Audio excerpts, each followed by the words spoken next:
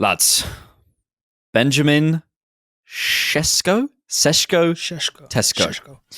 Sam Dean Šeško. in The Telegraph says that Arsenal have a strong interest in RB Leipzig striker Benjamin Šeško and are considering a move for the Slovenia international in this summer's transfer window. Telegraph Sport understands that rival suitors believe Arsenal are now in pole position at Lewis Hamilton to sign the 20-year-old should the North London side choose to formalise their interest.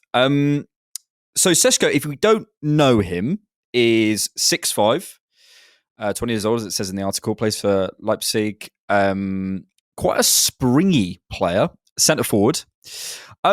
Before we get into sort of the profile, George has watched a bit more of Šeško than I have. I like what I've seen so far, but we can sort of come to that a little bit later. I suppose maybe the meta question before we get into it is what we are going to have a project somewhere in this team, probably coming up next summer.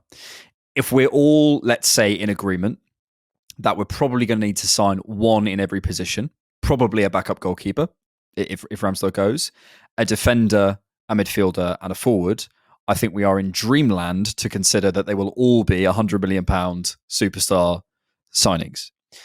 So I guess the first question is, before we get into Šeško himself, and Bhavs, I'll come to you first. What do we feel about a project at centre forward? Because I think there's kind of been this acceptance, maybe, in the Arsenal community that, or a real feeling that a number 9 is something that we want. But the more I think about it, the more I'm like, well, we're not struggling for goals, so we need a different profile up there. But does that have to mean we go and spend £100 million on a number 9? Is that number 9 out there? And if we are going to go for a project, should it be Šeško?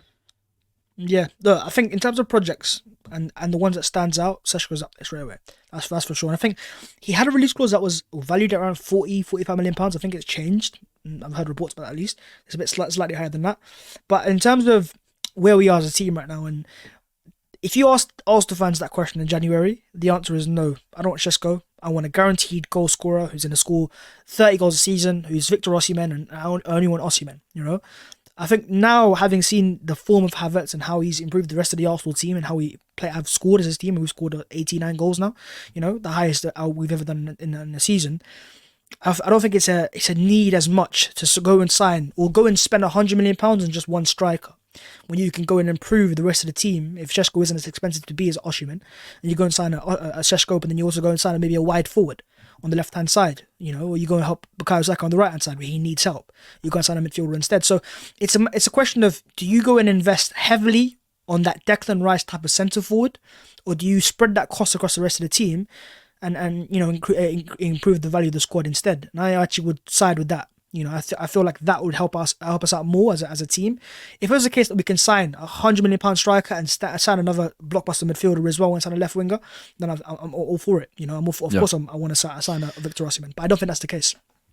I hear that, and I also think sometimes, you know, doing the obvious thing feels a bit silly, but actually is kind of what you need to do. That's what we did last summer with Declan Rice.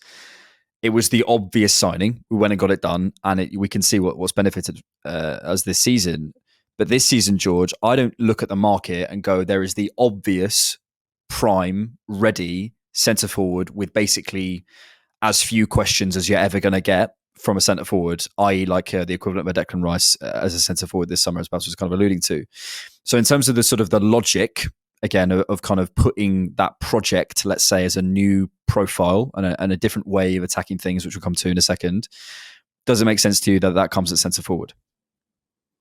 I would push back a bit. I do think there's a centre forward that actually that fits that description, and we talked about him earlier. The problem is, for me, you know, we need to define where the project money goes based on the level of problem in the squad.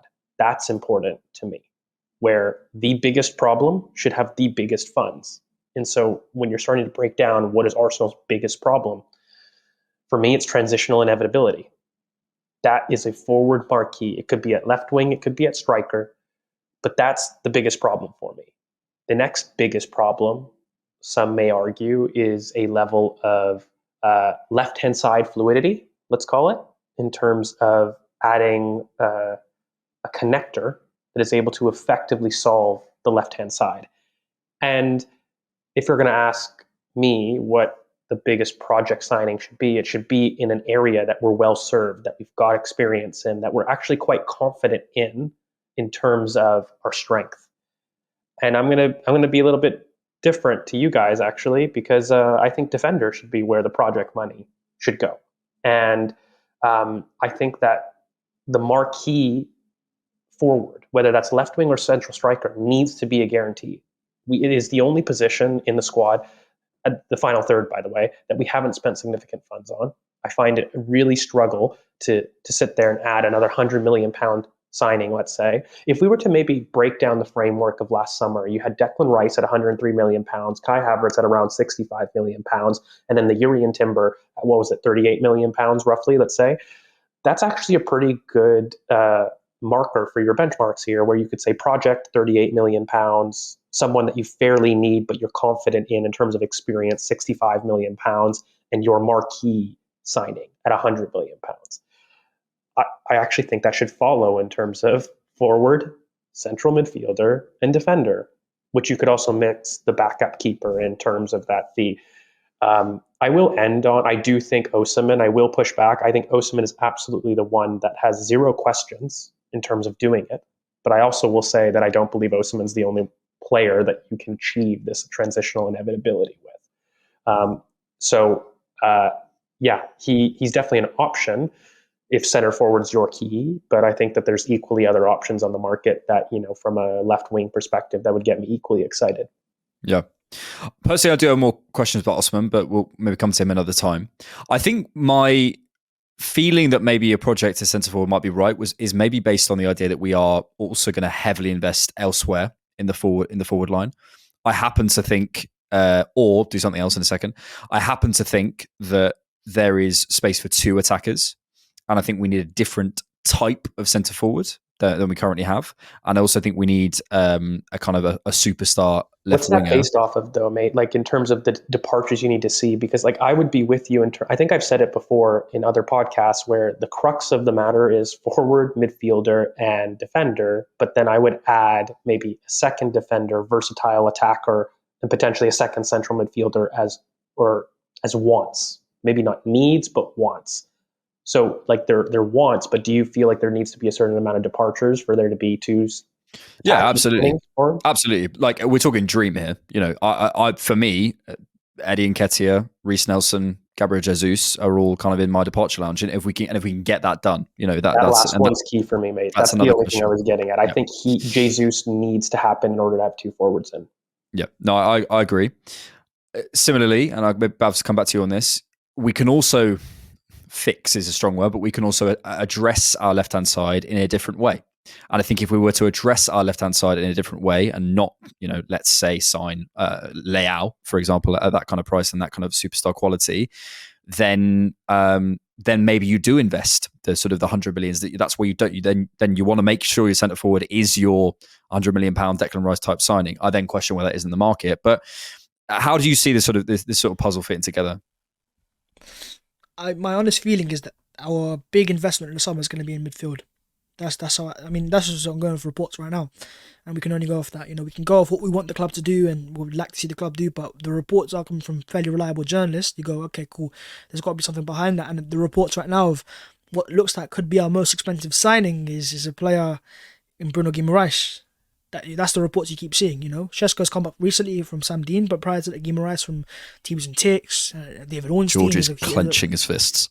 That's why I said it with, I'm reluctant to say it, but that's the signing right now that you can see right now with the media reporting it is the one that Arsenal seem to be pushing for. And there's too many reports to ignore.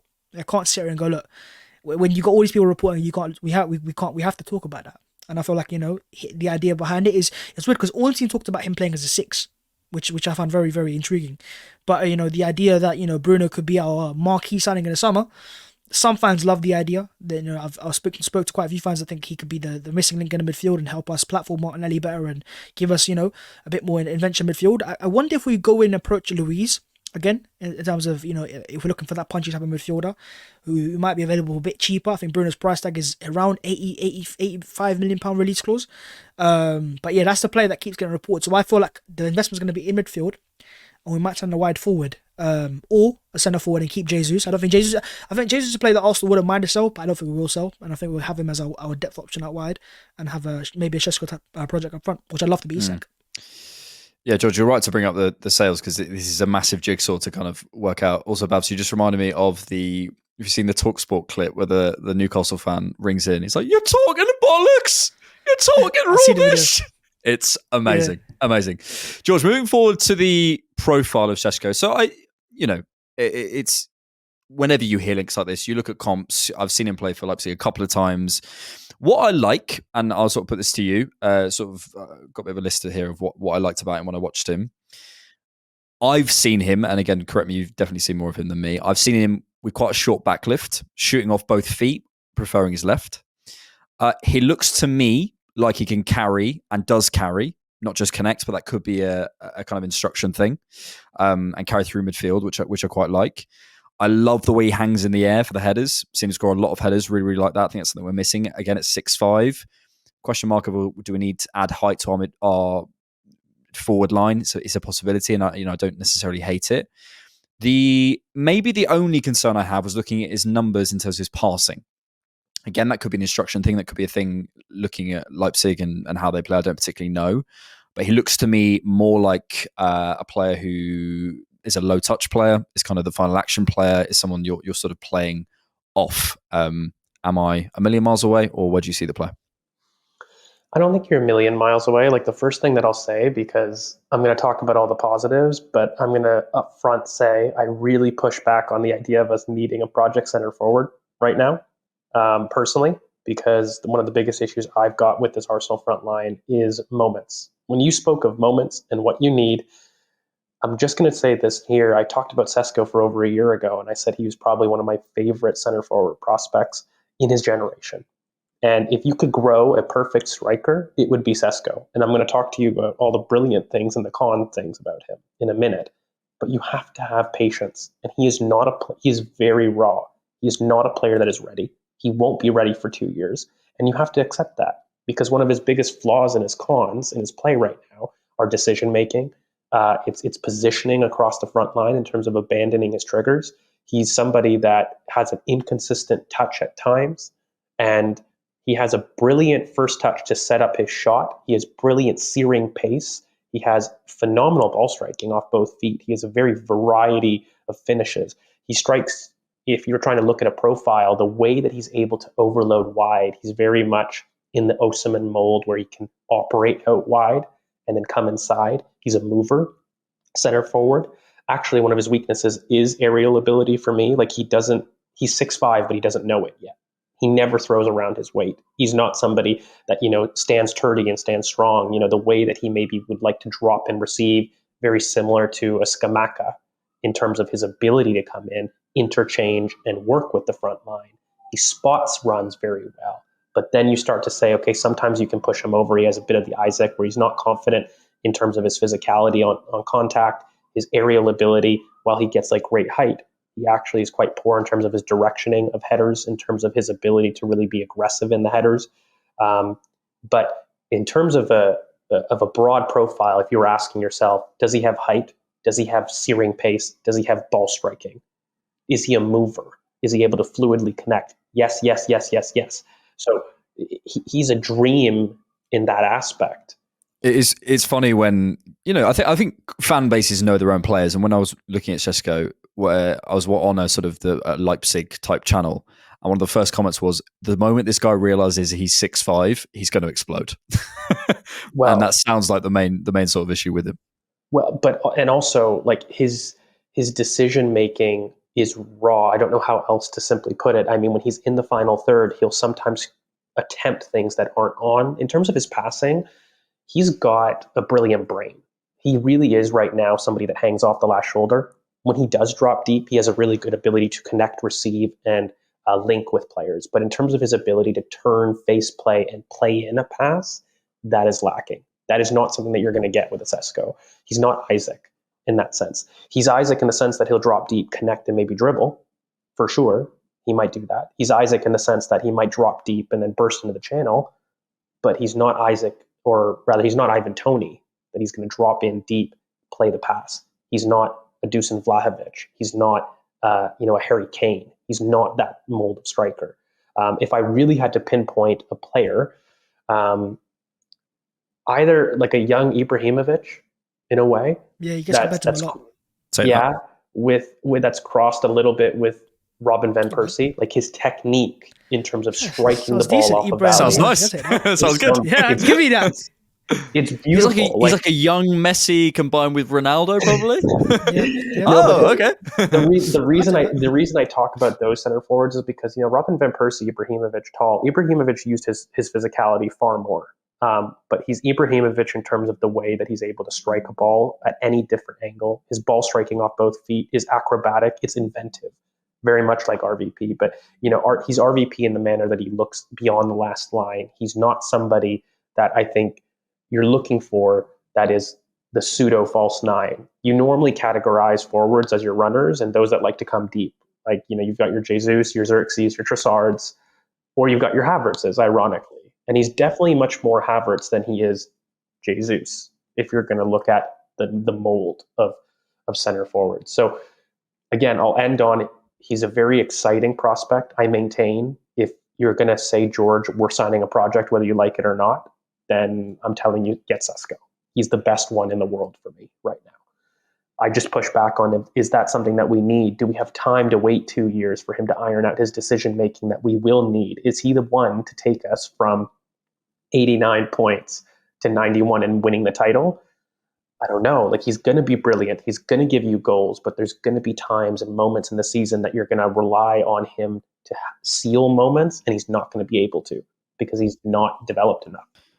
And the Zlatan comparison is interesting because I hear where you are comparing him, but I watched a clip of Zlatan at Ajax when he was probably like 18 or whatever it was. His usage of his body compared to where Šeško is right now is chalk and cheese. He's in his body. He's already there. Šeško, whenever I watch him, feels a little bit like a baby in a Lamborghini. So just a little bit sort of, I'm 6'5". But the acceleration and the pop is crazy. The physical freakness of it. And that's why I think you have to look at Ibra in his finishing. Look at the authority. Once Šeško gets in the final third, he is somebody that locks in.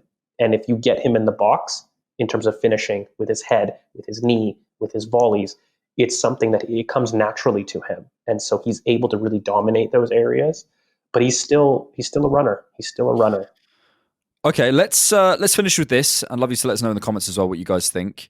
Assuming all sales can be done, so we're just layering on top. So whatever sales you need to get done to achieve what I'm about to say, that is done. Yes, Cedric, and win. How would you solve the sort of forward left-hand side conundrum this year? Would you go with the let's say, more projecty left wing? Would you not sign a left wing? Would you go for a centre forward properly? What would you do in those forward areas if we're ignoring? Well, you can approach it however you like, but specifically looking at those forward areas. Bhavs, I'll come to you first. It's weird because hearing that about Šeško, from someone that watches him more than I do, is very promising. And you can see for us to be at 89 points and Mikel goes, he wants to win a title next year, and if he even considers Šeško as a signing this summer, he must see something so special that he goes, I need to have that. No matter if it takes a year to get it or 2, I need that in my team. And if he can come into the squad and, even if he's improving on Eddie, a player you can bring off the bench for the first season, if that's the case, by the way, then that's still a major upgrade where he can earn you points off the bench, and the Champions League, you can rotate and play him on. And I do wonder how he works alongside Havertz, we talk about play, you can go to him at times, and if he can be that focal point that he can play alongside Havertz at times as well. And I imagine having a 6'4" Havertz and a 6'5" Šeško in the final third, and Raya just going, yep, long again, we'll go long again. Sounds a burn at this point. But yeah, I feel like the solution for the left-hand side, though, it's a weird one, because I would love a Rashford Leao type of player, because I think that's something we really need. But then I don't want to give up Martinelli either. So if we do sign a left forward, I do think it means that Gabriel Martinelli might be given more chances down the middle, and I think that's something that fans do want to see as well. Yep. I wish Sadio Mane was 10 years younger, because he would be the answer on our left-hand side, mate. He would be the answer. I think in terms of this sort of fund allocation, I'm a big believer that Yuri Timber is going to completely change the dynamics on the left-hand side. So I think what we need to do is not. I'm less worried about the midfielder personally. I think we need another body in there, but that's not where I want to spend the money. I think having Yuri Timber in there, another year of Kai Havertz, perhaps adapting to both roles, Declan Rice there as well, development of young players. I think we'll be okay in there. I think Wanyeri as well coming through. I sense midfield +1 might be okay. I look at that left-hand side, and I think there's a level of transition that we don't have. I know I keep saying Marcus Rashford, not necessarily him. I don't actually have a name, but if I want to spend the money on that, that would be where I'd go on the left-hand side, because I think the sort of attachment on the end of that machine, which Drew and Timber will get going, I think it's going to be the most important thing, and that has to be a moments player. If we can't do that, then I spend the money at centre forward. But yeah, then you're looking in the Osimhen aisle rather than the Benjamin Šeško aisle. But to come to your point from earlier, Bhavs, before I come to you, George, if Šeško, what the article's saying is it's £60 million. Let's dreamland, lads. We sell Eddie Nketiah for 45. I'm saying dreamland, and you get Šeško for 60. It's not going to happen. But if we're getting an upgrade on Nketiah for £50 million, we're starting to look at something different. Yeah. George, how would you solve it to finish off? Just on that quickly, anytime the Mikel Arteta makes for that level of money, always ends up as a success.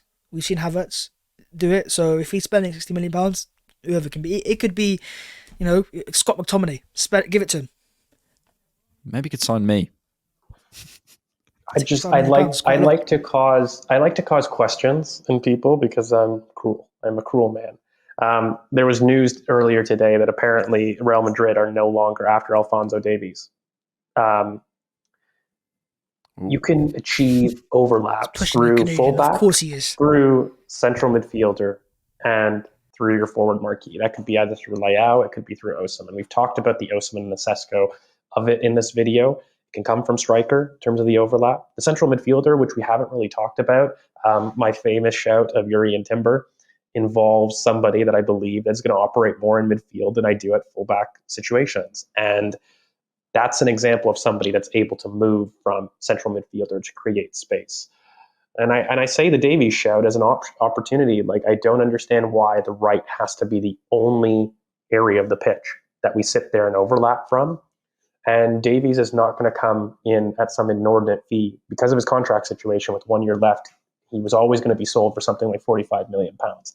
That's a world-class left-back option that solves a position that inherently has been probably the worst Arsenal position all season in terms of chop and change. So in terms of fixing the most, by the way, and doing the least in the market, Alphonso Davies, Yuri and Timber, central midfielder with a Martinelli, fixes the left-hand side. Is it something that I would prefer? I mean, I have tons of other pods that I could think of. I look at, you've got your Osimhen, Onana, Yuri and Timber pod as an idea, which equally allows for overlap because you get it from the striker. I could look at the dream situation between Rashford, Sess, Leao, a Frankie de Jong, and a Uriel Hato as something that absolutely creates the same dynamics on the left-hand side in a different way and allows for maybe a Martinelli more of a central forward option. Personally, to actually give you an answer, what I really prefer is if we can find a player that in those wide areas we spend the marquee money on. It makes the most squad building sense to do that. I believe that of all the midfield options on the market, I think that that's the easiest place to lose the most money, ironically. I know that everybody, and it's very backwards to what the journalists are saying, I think that there's far more value traps in midfield than there are elsewhere. I think when I look at Alphonso Davies for his value at fullback, it's an incredible value. I hope Arsenal are looking. I think when I look at people like Nico Williams, who have really high wage demands, but despite that still have a £42 million release clause, these are players that I like. They're the physical players that I like, and they're the players that I believe can provide the overlap that we're looking for. But I really think that we need to prioritize the forward with the most money if we're asking ourselves. And I think that midfield is something that, we would look at towards experience because we have tons of prospects in the midfield positions. The only position that I believe that Arsenal are not in dire need of is defenders. And I think defenders should get the least amount of spend in this transfer window. It's Mikel Arteta. He'll buy another one. We're approaching full podcast length at this point, so we'll have to finish there. But thank you guys so much for being here. I hope you enjoyed that. I hope you learned a bit more about Benjamin Šeško, provoked some thoughts. If you'd like to hear more of the Cannon Podcast, you can check us out on patreon.com/thecannonpod for a 7-day free trial to hear George being a nerd. More. Pleasure, lads. George is always a nerd. Peace. Right, take it. Peace.